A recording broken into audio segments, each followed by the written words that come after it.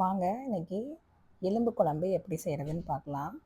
இதுக்கு நம்ம எலும்பு குழம்புல முருங்கைக்காய் அந்த மாதிரி காயெலாம் போடலாம். முருங்கைக்காய், கத்திரிக்காய் அந்த மாதிரி காய் போட்டிங்கன்னா கொஞ்சம் புளி ஊற போட்டுக்கோங்க. அதோட கொஞ்சம் சின்ன வெங்காயம், 2 பச்சை மிளகாய், 2 தக்காளி, கருவேப்பிலை, கொஞ்சமாக தேங்காய் சோம்பு நம்ம அரைச்சி சேர்ப்போம். அதுக்காக நம்ம புளியோட அளவு எல்லாம் பார்த்திங்கன்னா நம்ம சேர்க்குற காய்க்கு ஏற்ற மாதிரி தான் போடணும்.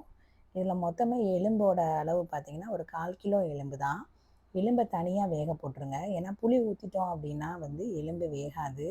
ஸோ அதனால் தனியாக எலும்பை நம்ம அலசிட்டு கழுவிட்டு அதை ப்ரெஷர் குக்கரில் போட்டுட்டு கொஞ்சமாக மஞ்சத்தூள் போட்டுட்டு இஞ்சியும் பூண்டும் தட்டி போட்டிருக்கேன். அறுத்து போடலை, இடித்து போட்டிருக்கேன். இந்த மாதிரி எலும்பு குழம்பு வைக்கும் போது இஞ்சி பூண்டு பேஸ்ட்டெல்லாம் போட வேணாம். இந்த மாதிரி தட்டு போட்டிங்கன்னா டேஸ்ட் நல்லாயிருக்கும். இப்போ வெறும் எலும்பு, இஞ்சி பூண்டு தட்டி போட்டது, கொஞ்சமாக மஞ்சத்தூள் போட்டு ப்ரெஷர் குக்கரில் விசில் ஒரு 4 விசில் வச்சுருங்க.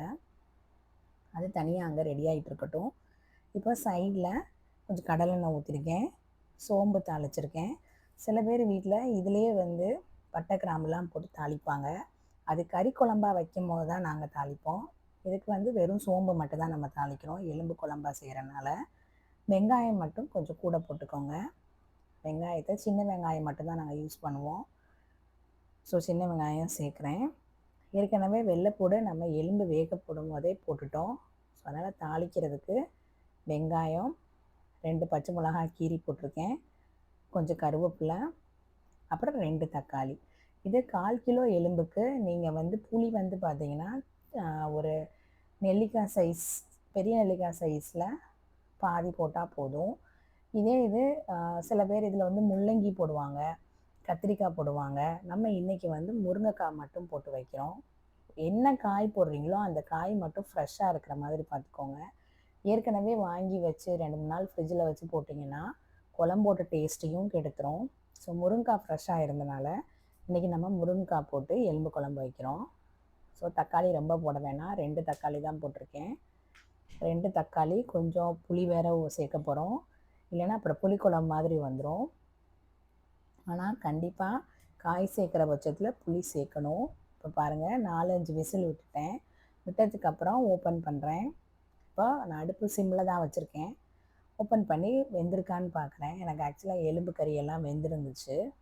ஸோ அதனால் சிம்மில் அடுப்பை மாற்றிட்டு இப்போ நம்ம தாளித்து வச்சுருந்தோம்ல அதை இதில் சேர்த்துக்கோங்க. இந்த குழம்பு ரொம்ப ஈஸி. ஒன்லி அந்த நம்ம எலும்பு வேக வரைக்கும் வெயிட் பண்ணணும், அவ்வளோதான். மற்றபடி எல்லாமே டைரெக்டாக சேர்க்குறது தான். இப்போ பாருங்கள், தாளித்து வச்ச வெங்காயம், தக்காளி, பச்சை மிளகாய் எல்லாத்தையும் சேர்த்தாச்சு. முருங்கைக்காய் ஏற்கனவே கழுவி வச்சுருந்தேன், அதை டைரெக்டாக சேர்த்துட்டேன். அடுத்து நம்ம அந்த தேங்காய் வச்சுருந்தோம்ல அதை மட்டும் நான் சோம்பு போட்டு அரைச்சி வச்சுருக்கேன். அந்த கிளிப்பிங் இதில் நான் சேர்க்கலை. ஸோ அதையும் இதிலேயே ஊற்றிடுவேன். உங்களுக்கு குழம்பு நிறையா வேணும்னு நினச்சிங்கன்னா இன்னும் கொஞ்சம் நிறையா தேங்காய் அதோட சோம்பு போட்டு இந்த மாதிரி நல்லா அரைச்சி ஊற்றிக்கோங்க. தேவையான அளவு உப்பு சேர்க்குறேன். இந்த குழம்புக்கு தேவையான மொத்த உப்பு, அப்புறம் புளி கரைச்சி வச்சுருந்தேன் அந்த புளி தண்ணி, அப்புறம் குழம்பு மிளகாப்பொடி, இதான் ரொம்ப முக்கியம். குழம்பு மிளகாப்பொடி 2 டேபிள் ஸ்பூன் அளவு போடுறேன். கண்டிப்பாக குழம்பு மிளகாப்பொடி சேர்த்துக்கோங்க. வீட்டில் அரைச்சி வச்சுருந்தா வச்சுக்கோங்க, இல்லைனா வெளியே கூட குழம்பு மிளகாப்பொடின்னு விற்கிது, அது சேர்த்துக்கோங்க.